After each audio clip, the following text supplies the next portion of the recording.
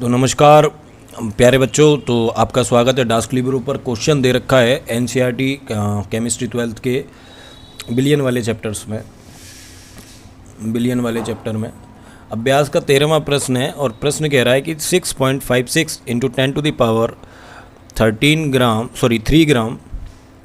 Ethane युक्त एक संतृप्त विलयन में एथेन का आंशिक दाब यदि विलयन में एक बार है, यदि विलयन में इतने ग्राम एथेन हो तो गैस का आंशिक दाब ज्ञात कीजिए। तो देखो बेटा जी, होता क्या है इस प्रश्न के अंदर केवल और केवल एक ही समस्या है कि आपको दो वैल्यूज़ दे करके नहीं कंपैरिजन करवा रहा है। अब आपको निकालना क्या है वह सुनिए। देखो, ये हमारे पास हेनरी का लॉ है कि आंशिक दाब बराबर होगा हेनरीज कांस्टेंट इनटू मोल अंश। ठीक है भाई। तो इसने क्या दे रखा है हमको, एथेन युक्त संतृप्त विलयन में एथेन का एक तो वजन दे रखा है, वेट दे रखा है एथेन का। बोलो भाई, अब हमको मॉलिक्यूलर वेट निकालना है। मॉलिक्यूलर वेट निकाल करके नहीं, हम यहाँ से सबसे पहले एथेन का एक्स पता करेंगे। और आंशिक दाब इसने दे रखा है एक बार। यहाँ तक कोई दिक्कत हेनरी के नियम में। अब ये क्या कह रहा है कि अगर हम जो एथेन का वेट है उसको बढ़ा दें 6.6562 माइनस ग्राम से, इसको इंक्रीज करके 5 इंटू 10 टू द पावर -2 ग्राम कर दें, तो बताइए आंशिक दाब क्या होगा। बोलो भाई। तो यहाँ पर भी इसने वेट दे रखा है। बोलो भाई। तो हम क्या करेंगे इस प्रश्न के अंदर, सबसे पहले हम एथेन का मोल अंश पता करेंगे कि भाई साहब आपका मोल अंश क्या होगा। और मोल अंश पता करने के बाद में यहाँ हम KH की वैल्यू निकालेंगे। ऐसे ही हम यहाँ पर भी इसका मोल अंश निकालेंगे। देखो क्वेश्चन को कैसे सॉल्व करना है, ध्यान से सुन लेना, ठीक है। क्योंकि बच्चों के साथ दिक्कत यही आती है कि उनको क्वेश्चन ही समझ में नहीं आता। क्या रहा है वो, इतना वजन था तब आंशिक दाब एक बार था, वजन हमने बढ़ा दिया तो आंशिक दाब क्या होगा। आंशिक दाब बढ़ेगा घटेगा, क्या होगा, क्या प्रभाव आंशिक दाब के ऊपर पड़ेगा। ठीक है। तो अब यहाँ पर हम दोबारा से इसका मूल अंश निकाल लेंगे सिचुएशन सेकंड में।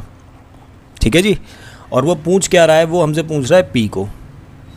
तो हमें करना क्या है, हमें यहाँ से KH की वैल्यू पता करनी है जो इसके अंदर नहीं दी है, और उस KH की वैल्यू को ले जा करके नहीं है हमें कहाँ रख देना है, हमें यहाँ रख देना है। और जब हम यहाँ रख देंगे, मूल अंश हम यहाँ निकाल चुके होंगे तो हमें पता चल जाएगा। तो भाई साहब सॉल्व करें क्वेश्चन। बोलो जी। अगर क्वेश्चन समझ में आ गया हो तो हम KH की वैल्यू को यहाँ पेस्ट करेंगे, x के साथ मल्टीप्लाई करेंगे, we will get the pressure. बोलो। चलो तो भाई क्वेश्चन सॉल्व करते हैं।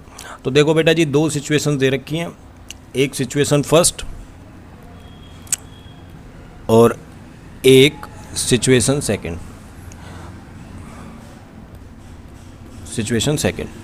बोलो जी, यहाँ तक कोई दिक्कत। I am using the different pens for the both the situations. ठीक है। तो let me choose that yellow for that. अब सबसे पहले अपन क्या करें, सबसे पहले अपन एथेन का मोलर द्रव्यमान निकाल लें। तो एथेन का मोलर द्रव्यमान, 1 सेकेंड,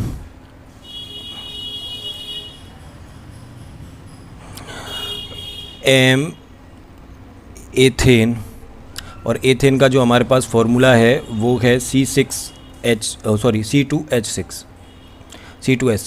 तो हम जानते हैं कार्बन का जो मोलर द्रव्यमान है वो 12 होता है, 2 कार्बन दे रखे हैं, ठीक है। और हाइड्रोजन का 1 होता है और 6 हाइड्रोजन दे रखे हैं। तो ये हो गए 24 और ये हो गए आपके 6। तो टोटल हो गए आपके 30 ग्राम पर मोल। बोलो भाई। अब हमको पता है कि हमको एथेन का W दे रखा है, यानी कि दिया हुआ द्रव्यमान, और वो दिया हुआ द्रव्यमान है 6.56 इंटू 10 टू द पावर -3 ग्राम।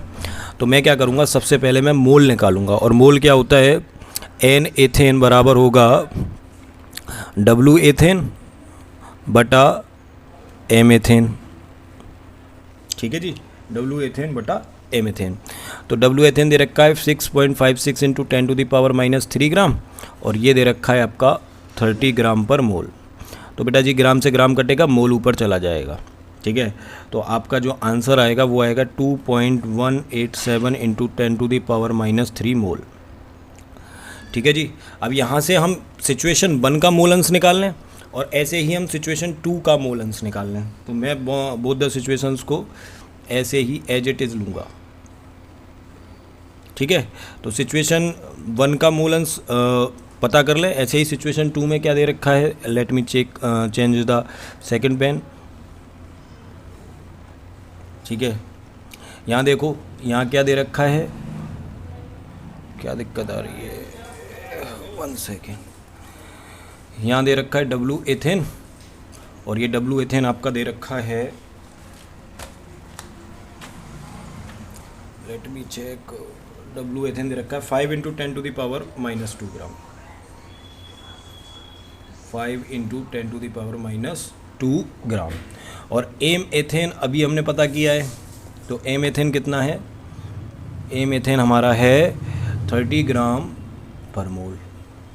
तो यहाँ पर जो एन एथेन होगा सेकंड सिचुएशन के अंदर वो होगा 5 × 10⁻² ग्राम अपॉन 30 ग्राम पर मोल, ठीक है। 5 × 10⁻² ग्राम इंटू 10⁻² मोल। तो ये आपका आ जाएगा एन एथेन सेकंड सिचुएशन में 1.67 × 10⁻⁻3। बोलो जी, अरे क्या हो रहा है भाई, ठीक है। तो अब इसका मूल अंश निकाल लें पहले, फिर इसका मूल अंश निकाल लें। दोनों का मूल अंश निकाल करके नहीं हम एग्जीग्रेट करेंगे सिचुएशन को, ठीक है जी। तो आप पहले क्वेश्चन को ऐसे सॉल्व करोगे पूरा, फिर देन आफ्टर आप सिचुएशन 2 पर जाओगे। मैं आपको दोनों सिचुएशंस कंपैरिजन वे में करवा रहा हूँ, जिससे आपको क्वेश्चंस के अंदर क्लियरिटी आए कि क्वेश्चन एक्चुअल में पढ़ा कैसे जाता है और उसको पढ़ करके नहीं समझना कैसे हो और करना कैसे, ठीक है। तो बहुत सारे ऐसे बच्चे होते हैं जिनको क्वेश्चन ही समझ में नहीं आता और एक्चुअल में हमें निकालने की क्या ज़रूरत है। तो देखो बेटा जी, सिचुएशन सिचुएशन फर्स्ट में अब हमको क्या करना है, सिचुएशन फर्स्ट का मूल अंश निकालना है। तो मान लेते हैं, माना कोई भी जो विलायक है, हमें नहीं पता कि विलायक क्या है, माना बिलियन में विलायक के मूल अंश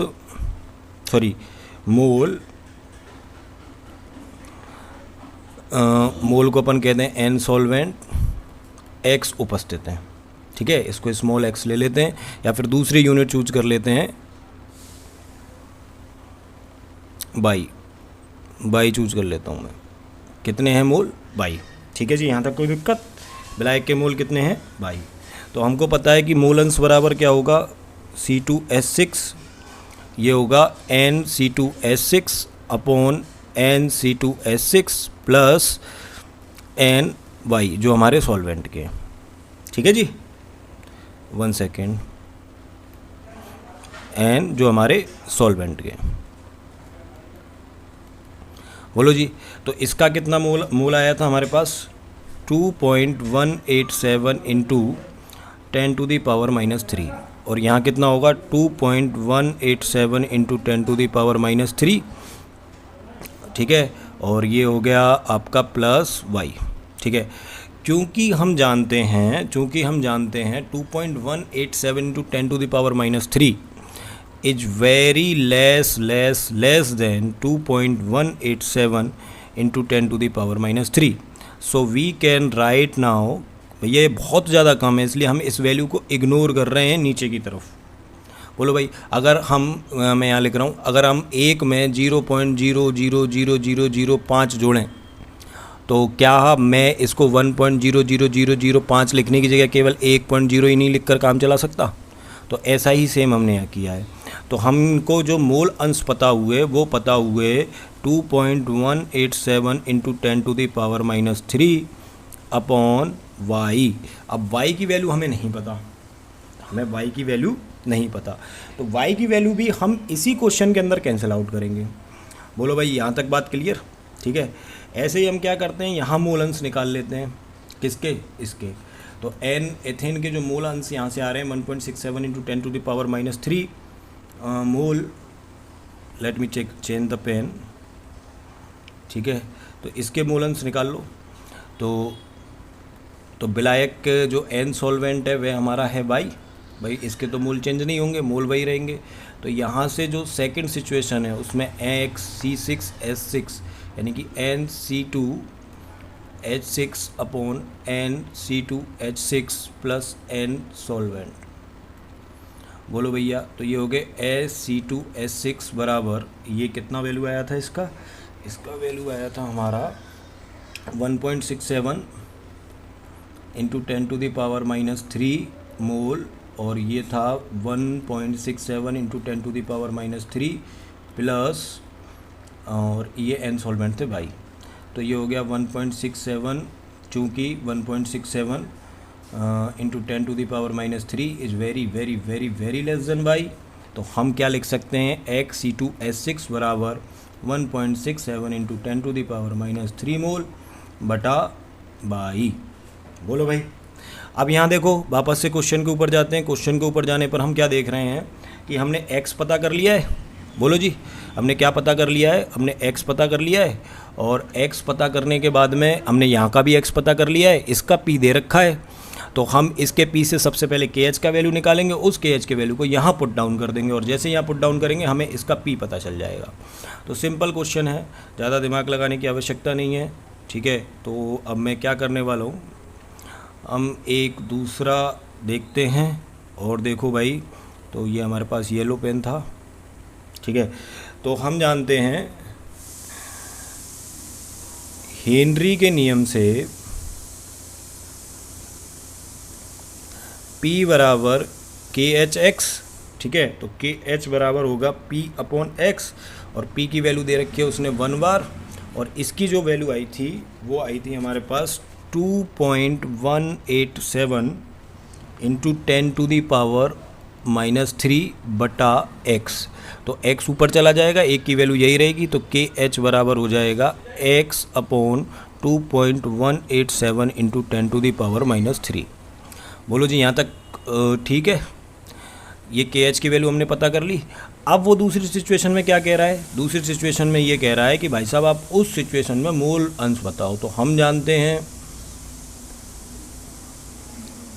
हेनरी के नियम से P बराबर होता है KHX, ठीक है। तो जो KH की वैल्यू है उसको, तो समीकरण 1 से KH की वैल्यू आ गई, सॉरी यहाँ पर y आएगा, 1 सेकेंड, इसको हमने बाई माना था, इसको अपन ने बाई माना था, लेट मी इरेज दिस, ठीक है। तो ये जो वैल्यू है वो हो गई हमारी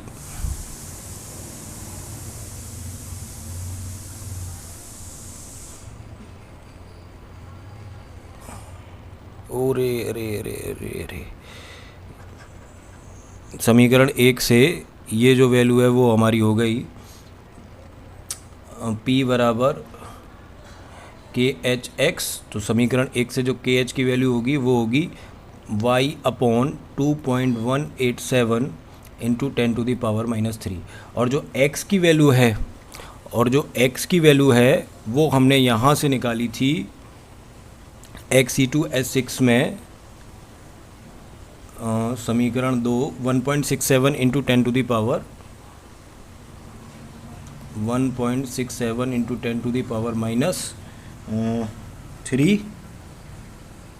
बटा y।